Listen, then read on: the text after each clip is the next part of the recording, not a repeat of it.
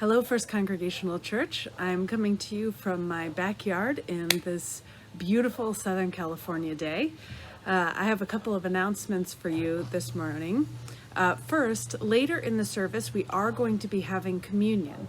And so if you want to grab a little piece of food to eat and maybe a drink to have on hand for that, I will be inviting you to share in communion with the food and the drink that you have with you. So if you haven't gotten that yet, make sure you take a minute to go grab that before we get to communion today.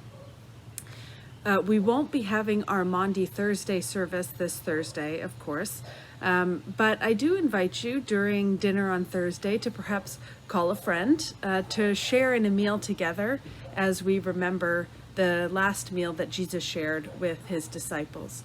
So you can have a little informal Maundy Thursday service with each other. We often do a hymn sing for Maundy Thursday. There's no real good way to do a hymn sing electronically. So we won't be doing that together this year. Maybe later in the year we'll have an opportunity to do a hymn sing together. Or you can look up the hymnal online at hymnary.org, and some of the songs are available there for you to see, and you can sing those songs with whoever you have in your house with you. We will be having a congregational meeting on April 26th, and that meeting will be via Zoom. And so if you haven't yet figured out how to put Zoom onto your device, feel free to give me a call or contact me, and I will walk you through how to do that. I want to get as many people as possible using Zoom and comfortable with it before that April 26th meeting. You're going to be getting details about that meeting over the next couple weeks as we get reports in and that sort of thing. There's a young woman from UCR who is doing research, a research project on our church, and particularly the openness and services that we have for the LGBTQ plus community. If you are willing to be interviewed for that research project, please let me know. She was going to be coming to our church to be announcing to us what she was doing and to ask for volunteers at that time, but of course that's not possible now. So if you have any interest, you do not have to be in the LGBTQ community, but can be, and you just let me know and I will give you her contact information. Finally, we'll be having our Zoom coffee hour after church today.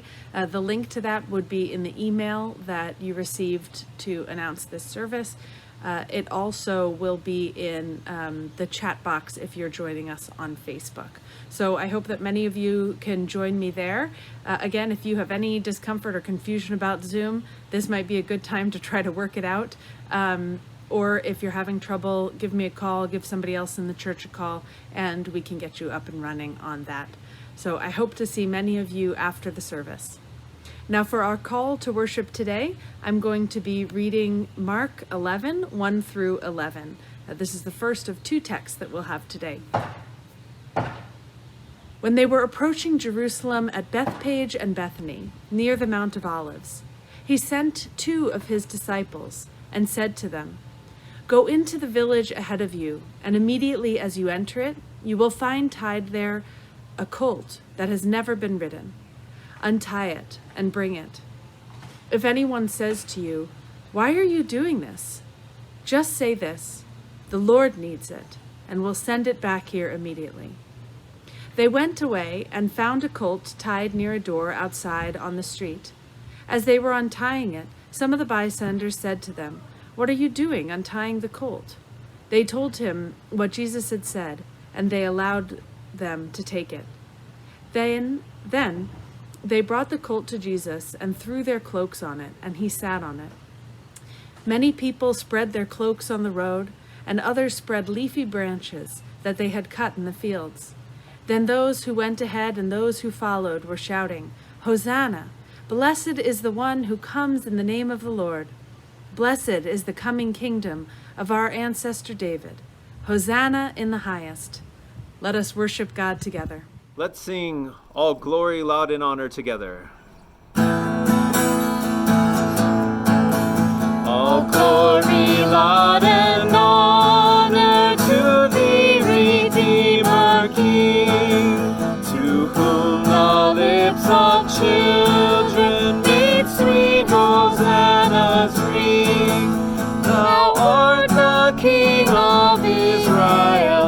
thou David's royal son, who in the Lord's name comest, the King, the Blessed One.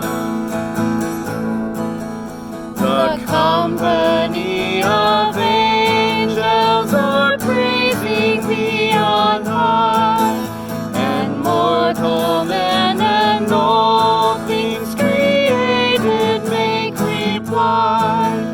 The people of the Hebrews with palms before thee wend, our praise and prayer and anthems before thee we present. To thee before thy passion they sing their hymns of praise. To thee now high exalted our melody we raise. Thou didst accept the praises, accept the praise we bring, who in all good delightest, thou good and gracious King. All right, so here we are with our palms ready to do our parade. And I'm going to invite you to say, Hosanna, Hosanna, blessed is the one who comes in the name of the Lord. We are. So let's do it all together. Come on, you. Maggie, grab your palms. Right, ready, everybody? Hosanna. Hosanna, Hosanna. Hosanna, Hosanna. Blessed is the name of the Comes in the Lord. name Blessed of is the the Lord. name of the Lord. Let's try that again. Sorry. Oh, no. All right, let's do it one more time, everyone. Yeah. Hosanna. Hosanna, Hosanna. Hosanna. Blessed is the one who comes in the name of the Lord. In the name of the Lord. Hosanna. Hosanna. Oh, come back, Tim. Good work, everybody. All right, I'm going to... Hosanna, Hosanna, Hosanna in the highest. Hosanna, Hosanna, Hosanna in the highest. Lord, we lift up your name with our hearts full of praise. Be exalted, O Lord our God. Hosanna in the highest. Glory. Glory, glory, glory to the King of Kings. Glory, glory, glory to the King of Kings. Lord, we lift up your name with hearts full of praise. Be exalted, O Lord our God. Glory to the King of Kings. Hosanna, Hosanna, Hosanna in the highest. Wave those palms. Hosanna, Hosanna, Hosanna in the highest. Lord, we lift up your name with hearts full of praise. Be exalted, O Lord our God. Hosanna in the highest. Be exalted, O Lord our God. Hosanna in the highest.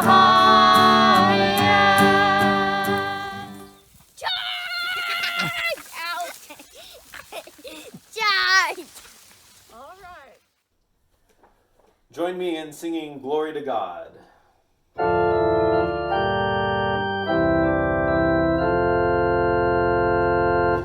Glory to God, glory to God, glory in the highest. Glory to God, glory to God. Alleluia, alleluia.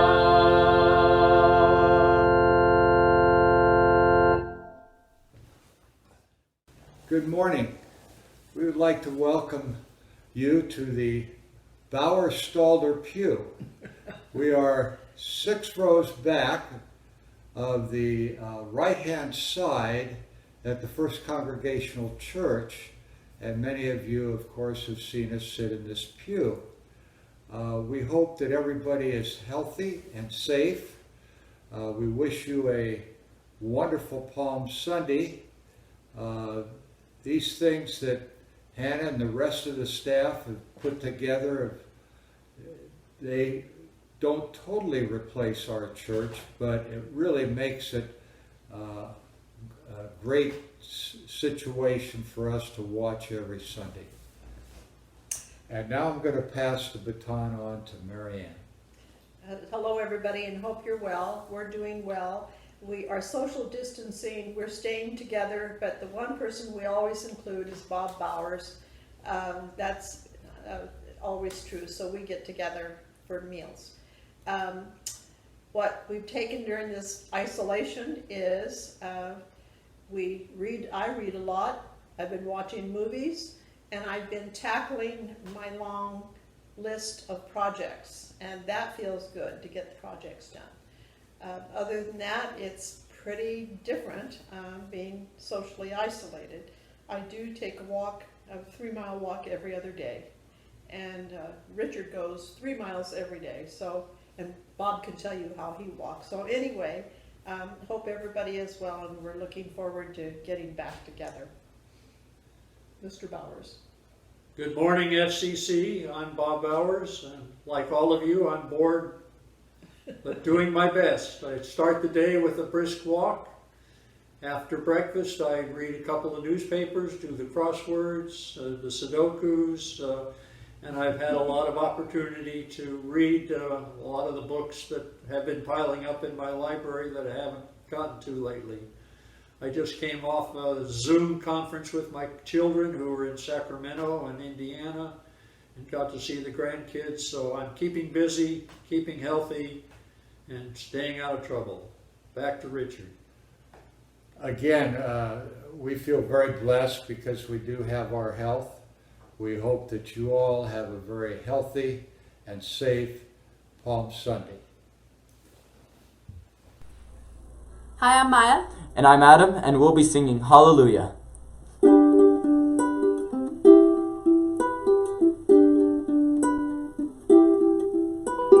Heard there was a secret chord that David played and it pleased the Lord.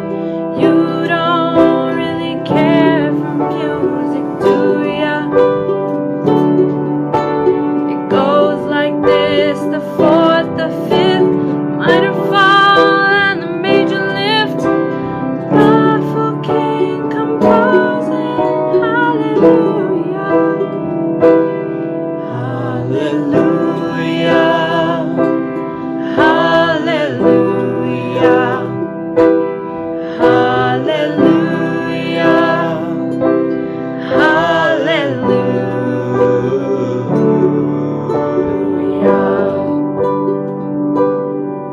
Well, your faith was strong, but you needed proof. You saw her bathing on the roof. Her beauty in the moonlight overthrew ya. She tied you to the kitchen chair. She broke your throne and she cut your hair. And from your lips she drew the hallelujah. Hallelujah, hallelujah, hallelujah, hallelujah.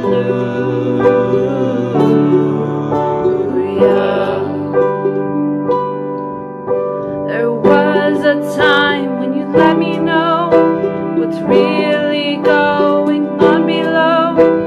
Now you never show it to me, do ya? But remember when I moved to you, the holy dove was moving too, and every breath you drew was hallelujah, hallelujah, hallelujah.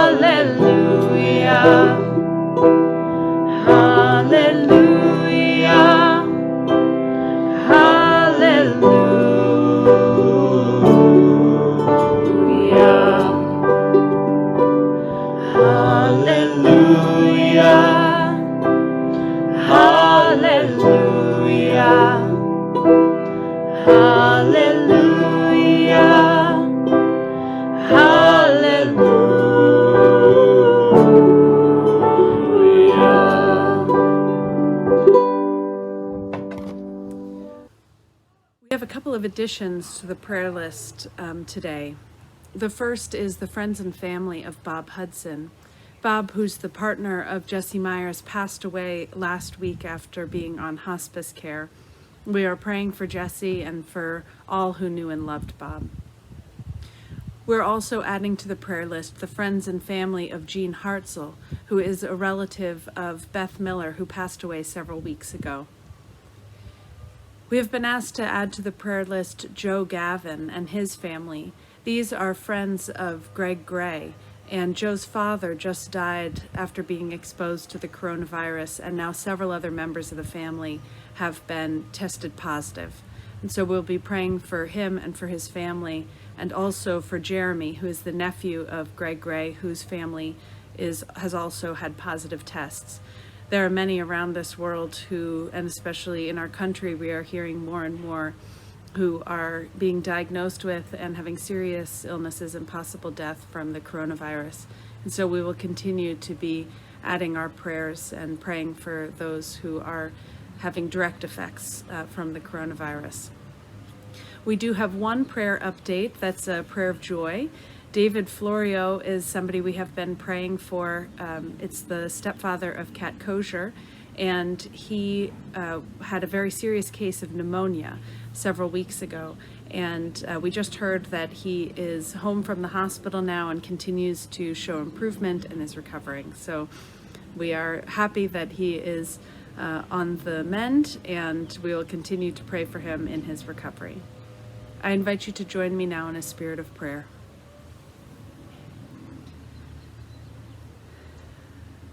Gracious God, we take a moment now to lift our hearts to you. And as we lift our hearts, we lift all that is in it, both our sorrows and concerns and the joys that we carry with us always. God, we think first of the places around this world that are hurting, and it feels like there are so many right now. We take a moment to name these places and the peoples who live there, the groups of people who we may not know, and yet to know are beloved by you. We name now out loud in the spaces we are or share our prayers together, the places that weigh heavily on our hearts.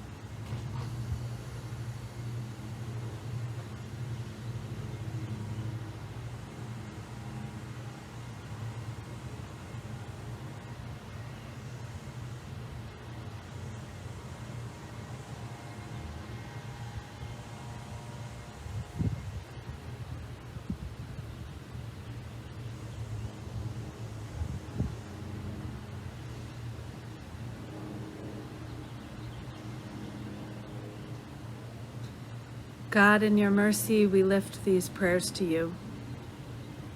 And as we pray for those whom we do not know, we remember the names of those who we do know and love, and who need your guidance, your hope, your healing, and your comfort. And we name now, either out loud in the spaces we are or share with the community, the names that weigh heavily on our hearts. Let us name those now.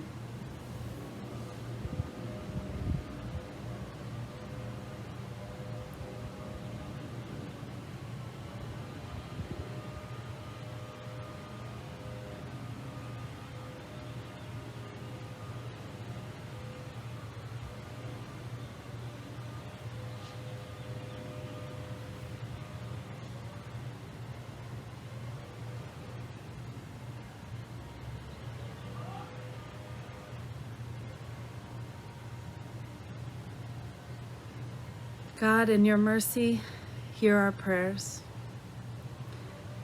and be an agent of comfort to those who have been named and those that rest yet in the silences of our hearts. God, we lift all these prayers to you because we know that you are our presence in the darkness. You are with us in all things, and you bring us joy and blessings in our lives. And so, in gratitude for those blessings that we have received, we take a moment now to name to this community and out loud in the spaces where we are the joys that we carry with us today. Let us name those now.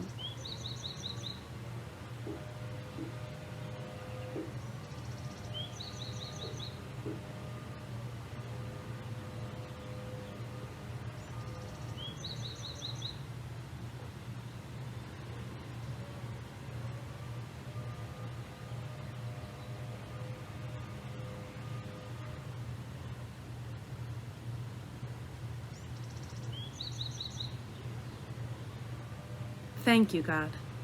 Thank you for all of this and for so much more.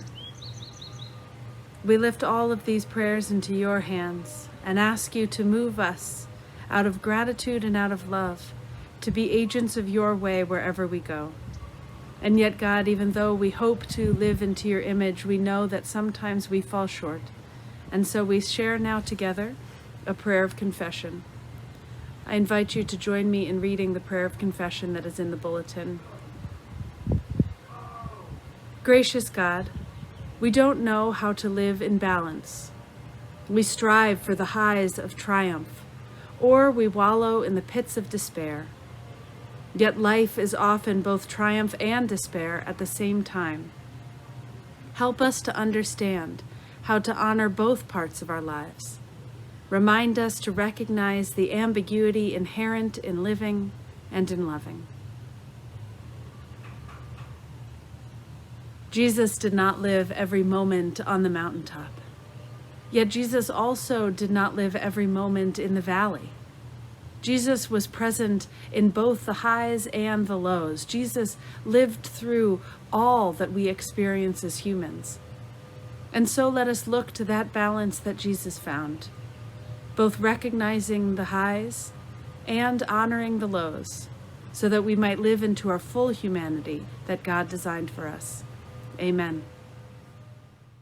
Let's sing together our prayer response, Morning Star.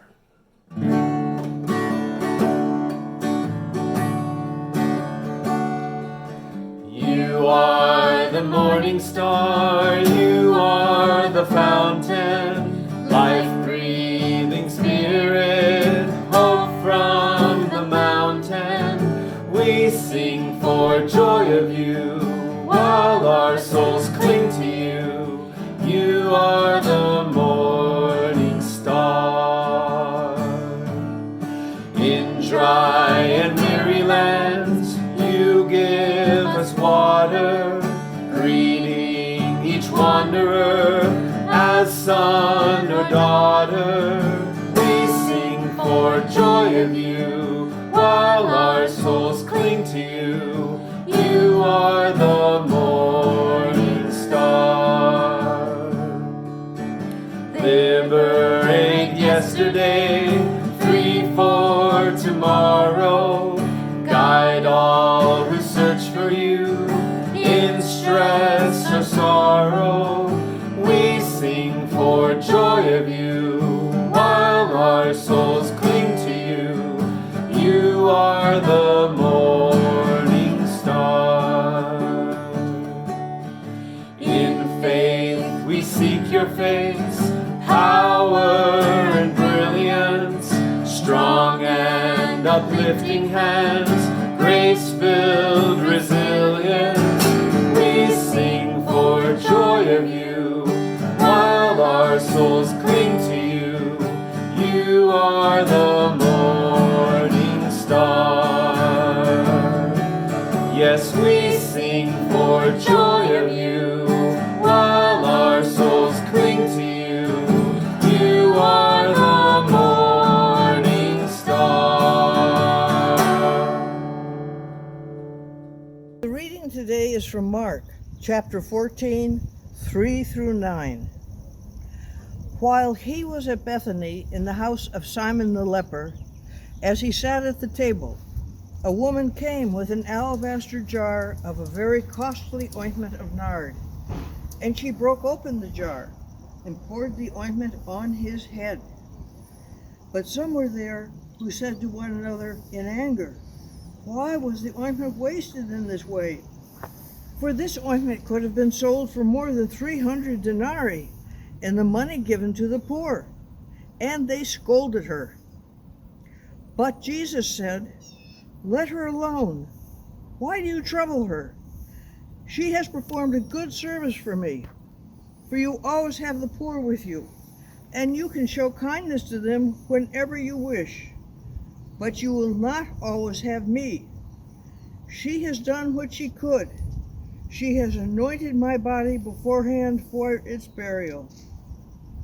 Truly, I tell you, wherever the good news is proclaimed in the whole world, What she has done will be told in remembrance of her. The word of the Lord. I had to move inside. My neighbors were getting a little bit rowdy, so hopefully you can hear me better here while I'm inside. Before I start my message, I wanted to say thank you to those of you who reached out to me with concern about my health. I am starting to feel better. I'm not yet 100%, but you can hear my voice sounds a little bit more normal than it did last week. I'm still coughing a little bit, but basically feeling better. I did get my test results back, and it was not the coronavirus, just some other illness that apparently was bad for me this year. It was just a cold. Having kids around gets you sick all the time. So thank you for your concern. I am feeling better, and hopefully by next week I'll be 100% again. But this time of isolation has been good, so at least I haven't spread the cold that I had to anybody else. So today is Palm Sunday. You heard two texts today, one at the very beginning of the service that I read, and then you just heard another text. And the two texts might not seem like they go very well together. These two are from chapters 11 and 14 in Mark, so it's not that they come right after one after another, but there is a logic to them. So I'm going to talk to you a little bit about both texts and then focus on the second text that you heard. So the first one, of course, is the traditional Palm Sunday text. It's the parade of palms. It's Jesus standing outside Jerusalem, sending in the disciples to bring a young donkey so that he can ride in on this donkey and be serenaded by the crowds that gather around, waving their palms, shouting, "Hosanna, Hosanna in the highest." There is a lot about this story that is improbable at best and possibly impossible also for it to be a factual depiction of what happened to Jesus in that time. Some of those things are, first of all, Jesus has been, maybe word got out about Jesus, but most of his ministry has been in the north. So it stretches the imagination to think that many people would know who Jesus was in Jerusalem, and that so many would know who he was that they would crowd the streets and create this parade. Now that could be overcome. I mean, Jesus was doing amazing things, and presumably word had spread about who Jesus was, and perhaps he had been in the area. You know, there were some stories of him being further south, closer to Jerusalem. So maybe just word had gotten around. But there are two other things about this story that make it quite improbable. One is that at the time there was a law against this kind of parade entrance into Jerusalem unless you were the Caesar. So if somebody held such a parade, as is depicted in Mark 11, then the punishment would be instant death for the person who paraded in this way. Now again, there are some things that could diminish this part of the story. Perhaps Jesus coming in on a donkey instead of on a steed, you know, with carrying ribbons and banners. You know, maybe it just wouldn't have made such a splash with the authorities. They wouldn't have felt that Jesus was threatening Caesar in that way. But you know, it still would technically be illegal for Jesus to enter into the city of Jerusalem in this way. The third thing is that the story talks about how Jesus called the disciples to go into the city to bring out a colt, meaning a young donkey, not a small horse, but a young donkey.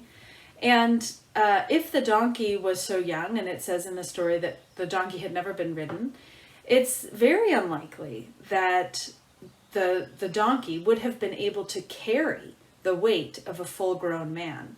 So Jesus would likely have been unable to ride on this donkey without the donkey collapsing beneath him. And so there are these parts of this story that make it quite improbable, possibly impossible, and yet here it is in our scriptures, and here it is as such an essential part of our church year. We celebrate Palm Sunday every year. We have the Parade of Palms every year. We shout Hosanna from the steps of our church most years. This year we're not on the steps of our church, but shouting it from the steps of our homes. And so the story that has made its way into the center part of our Easter story is this story that seems sort of improbable. And so why is it so important to us, and why do we tell this story, and why is it in the scriptures? Well, part of the why is that it's fulfilling the prophecy of Isaiah.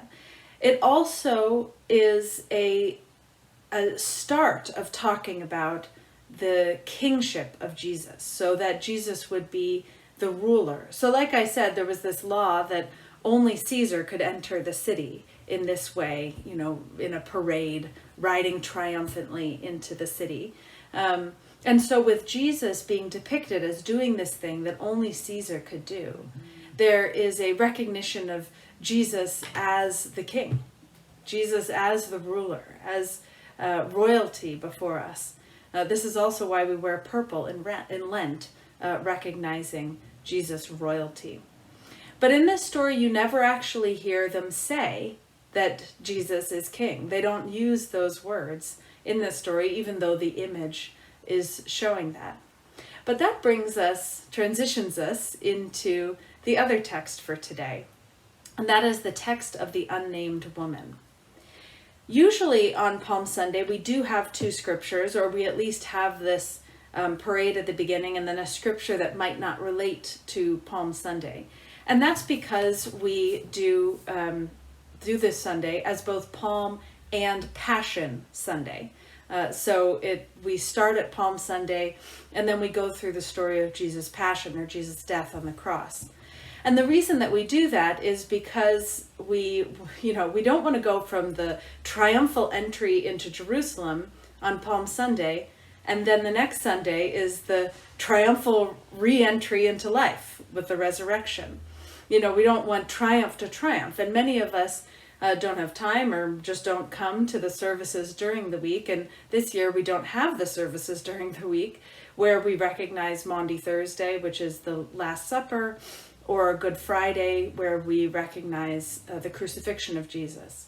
And so if we go just from Sunday to Sunday, it's triumph to triumph, and we don't have any of this down part of the story, the suffering of the story, the hard part. And so the triumph on Easter isn't a triumph at all. It's just a continuation of the previous Sunday.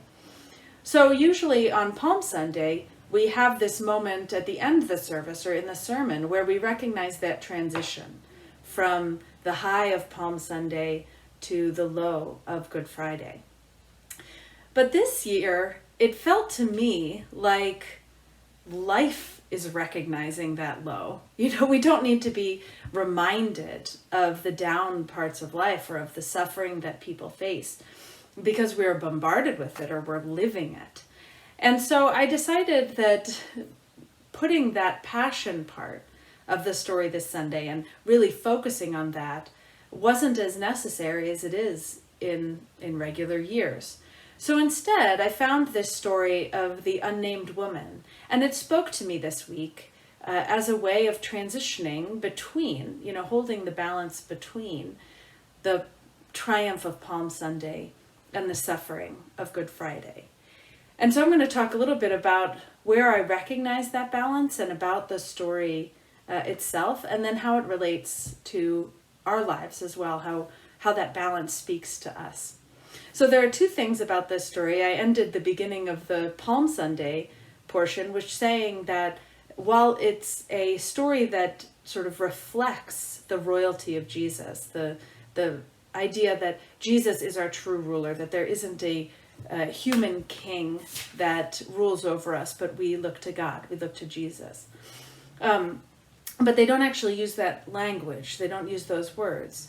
But this story of the unnamed woman brings again to light that kingship of Jesus. And so in this story, the woman has oil, very expensive oil. They say it's nard oil. And she anoints Jesus, pours it on his head. Now this anointing is often something that is done for kings. And so in doing so, it's like she is anointing him with the kingship. So it's a continuation of that Palm Sunday theme of raising Jesus to the position of king in our lives and recognizing the royalty of Jesus. So she takes the act of ordaining him, of doing kind of, it's like a little coronation for Jesus when she comes in and anoints him with the oil. But the other side of the oil, the other meaning of this oil, is the type of oil that she uses has been used for millennia and across cultures in a medicinal way to be sort of an anti-anxiety oil, anti-anxiety medicine. And so it's meant to soothe. It's meant to help you get through a hard time, or help calm your spirit as you're entering into a hard time. And so this woman shows a balance in the act that she does of pouring this oil onto Jesus, of anointing him with the expensive oil. She is recognizing the triumph. She is highlighting that triumph, that Jesus is more powerful than the kings in our world, that Jesus is royalty in our lives. But that is balanced, that triumph is balanced with the preparing of Jesus for the suffering that he will face. This story ends up being the middle point between Palm and Passion, the triumph and the suffering. That we are living in that joy that we had earlier in the week, but not forgetting the suffering that would occur, the suffering that would happen. And somehow this woman becomes a symbol of that balance, of holding together the triumph and the suffering, holding together the joy and the sorrow.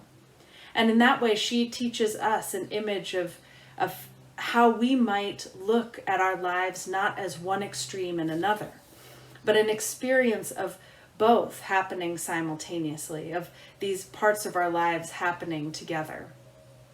Presumably in our lives normally, but even more highlighted during this time, there are both highs and lows in our lives. When I have my youth group meeting regularly, we do every week a high and a low. Everybody has to share a high and a low. And sometimes it's 2 highs, 2 lows, but usually it's 1 high and 1 low. And every time we share that, we are recognizing that there are things in our lives that are happening that are good, and there are things in our lives that are happening that are bad. And those exist together. We don't separate those. We don't experience just the mountaintop and then the valley. We are going up and down all the time, or usually the up and down is going simultaneously. We're in both places at once. This week ahead will likely also be the same. We'll likely also have these triumphs and these moments of suffering for us. We're probably all disappointed about the plans that have been canceled. In the springtime, we often have trips scheduled or parties or events that we might have. So we have the disappointment that these things are being canceled, that we can't be with the people we want to be with. We're also experiencing the low of fear for ourselves, for our communities, for people who are vulnerable. We also suffer in other ways from just being alone, just being in isolation. We experience the low of loneliness or sadness, mental health struggles, all those things. If we're home from working, we might be also experiencing that low of feeling unproductive or that kind of thing. But then this week we'll hopefully also have some joys. We're leading up to Easter, and even if we can't be together, Easter is a joyful time. We might have, if you have young people or if you just like doing egg hunts, you might have an egg hunt in your yard. There are also virtual egg hunts popping up everywhere. We've also talked here before about the joys of people sharing their gifts remotely. There are a lot of artists doing these wonderful concerts online, things that we might not have otherwise been able to experience. Now we're having the chance to experience those. And with this springtime is coming, I know the other day I was walking around and I could smell all the jasmine blooming, which was one of my favorite things moving to California. I had never actually smelled jasmine before.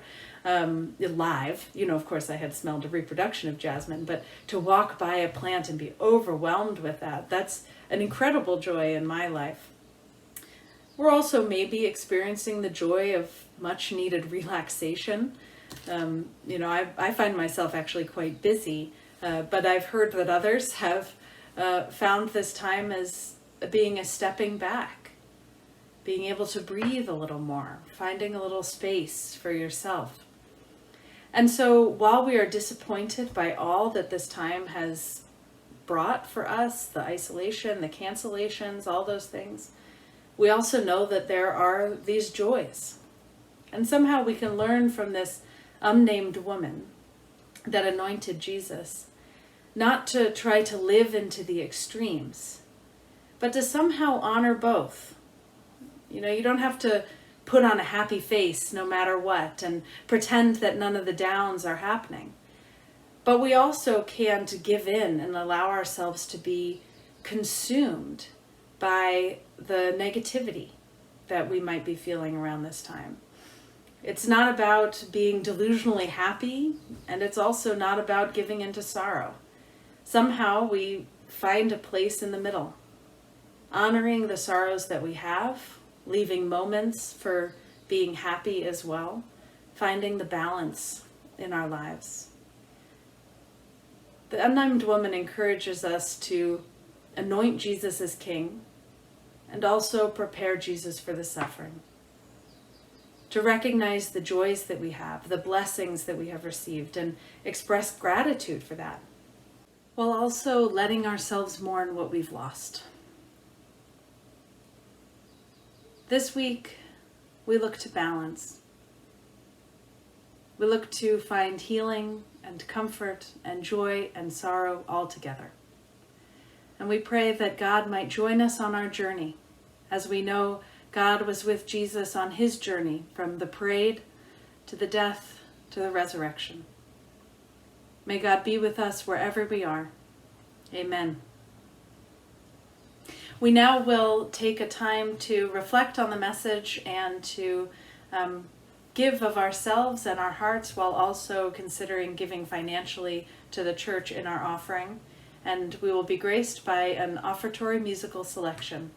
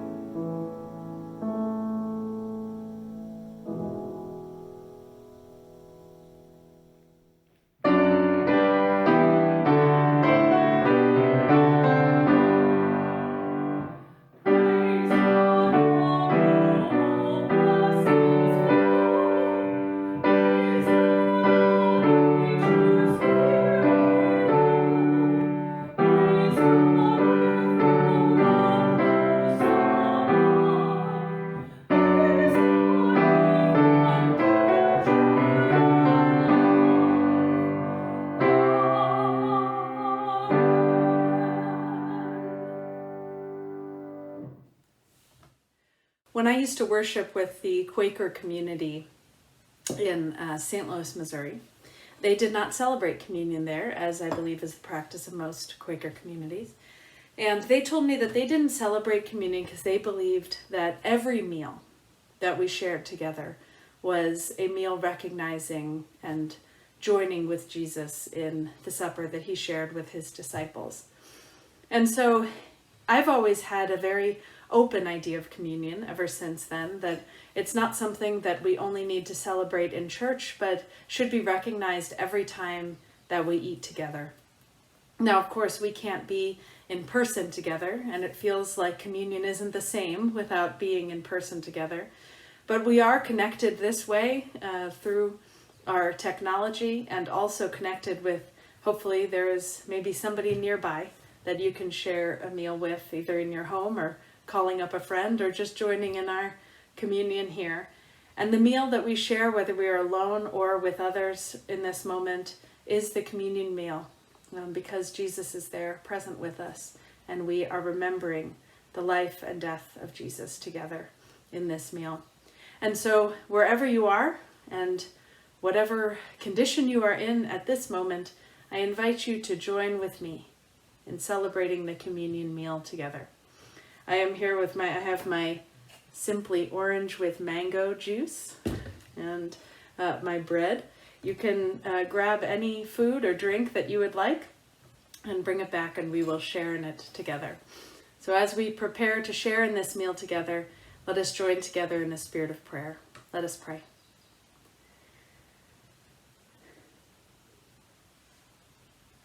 God, we thank you for this meal that we are about to share. And while we may not be gathered in person, we are gathered in spirit. And so we ask that you bless these elements in every space, in every home, with every person who is sharing in this meal with us. May every piece of food and every drink be imbued with your spirit, be filled with your love. May all of these elements strengthen both our bodies and our souls as we journey through this life together. And help us always to remember the story of Jesus, who lived in the triumph and in the sorrow together, who followed the way wherever it led, and who sacrificed himself for his love of community and for his love of you, God. As we share in this meal, we remember the life and death of Jesus. And we share in that spirit together, joining with Jesus in his sacrifice and rising with him in his new life. These gifts that we share, God, we pray that they might inspire us to continue to follow in this way of Jesus. And we pray as he taught us, saying, Our Father, who art in heaven, hallowed be thy name. Thy kingdom come, thy will be done, on earth as it is in heaven. Give us this day our daily bread, and forgive us our debts, as we forgive our debtors. And lead us not to temptation, but deliver us from evil. For thine is the kingdom, and the power, and the glory forever and ever. Amen. On the night of his arrest, soon after the triumph of Palm Sunday, but before the sorrow of death, Jesus gathered around a table with his friends. And he took bread, and after giving thanks for it, he broke it, and he gave it to them, saying, Take and eat. This is my body broken for you. Do this in remembrance of me. And then he took the cup, and he blessed it, and he poured it out for them, saying, This is the cup of the new covenant, sealed in my blood. Drink of it, all of you, in remembrance of me. When we eat the broken bread, we remember and participate in the broken body of Christ. We join with him in his suffering. And when we drink of the cup, we share in the new life that Christ brings. We revel in the joy of Christ's new life for us. These are the gifts of God for the people of God. And so I invite you to eat and drink with me.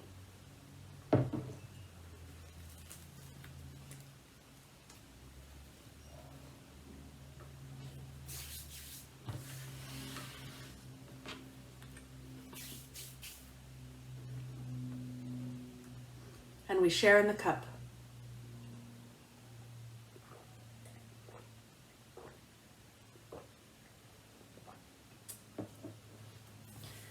And we will now say together a prayer of thanksgiving, which should be in your bulletin, and I will include here the chat box if you're following us on Facebook. Holy God, thank you for journeying with us through our highs, our lows, and everything in between. Help us this week as we live into the balance of triumph and suffering of life. Amen. Let us join now together in singing Amazing Grace.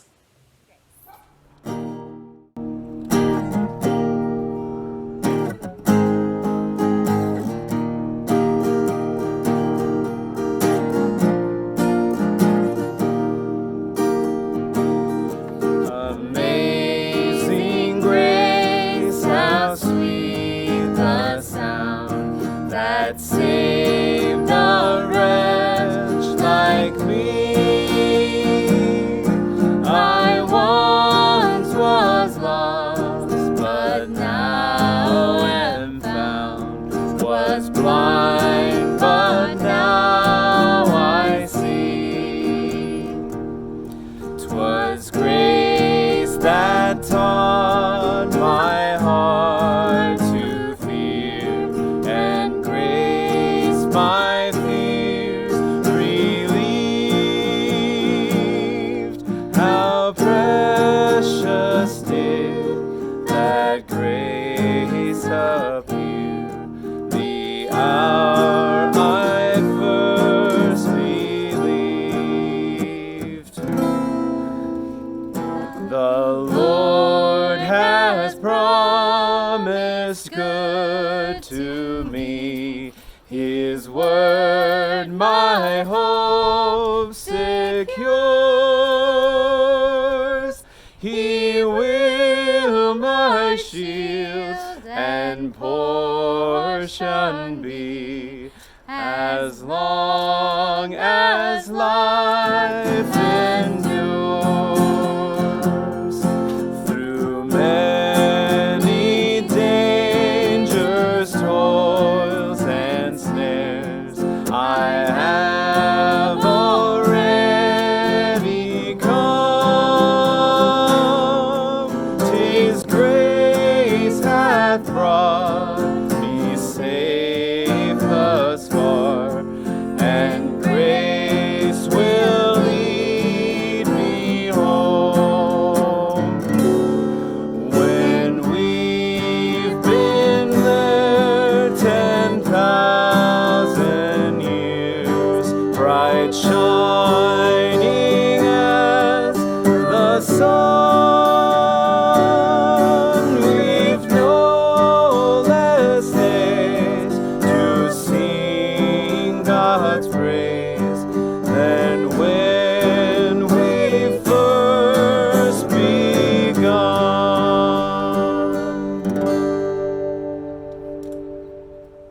Now, as you prepare for this week ahead, do not be consumed with despair, nor should you feel the pressure to exude happiness at every turn, but instead seek to find a balance as the unnamed woman found, recognizing the triumph, but also honoring the sorrow. And may the peace of our Lord Jesus Christ, the love of God, and the fellowship of the Holy Spirit be with you, those you love, and those who feel they have no one's love wherever they may be. Amen.